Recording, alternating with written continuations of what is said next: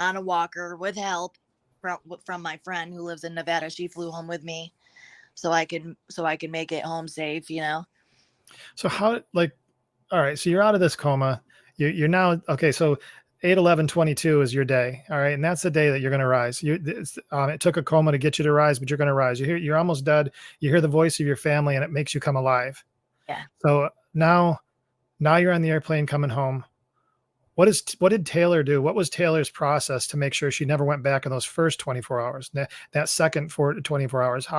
What was your thought process? Because I'm not, not for nothing. I know we hang a lot on the 12 steps, and I'm not bashing them, but there's something more that gets us through those initial stages. It is because I have never felt like so strongly about not turning back. Maybe it was just like the disappointment that I feel like I put on my family, or just like the near death, you know what I mean? Just like, Mhm.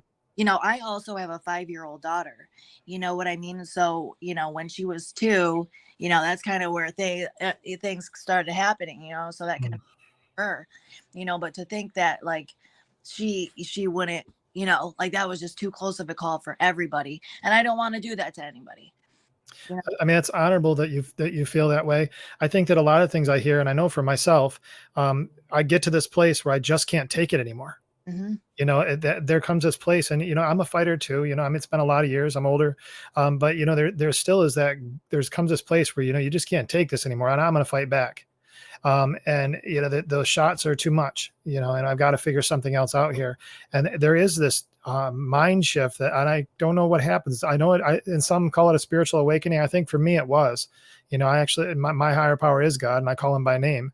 But I don't impose it on the people. I just believe that to be true about me. And I think it was before I even knew he was an influence, I think that spiritual piece was really important those first 48 hours.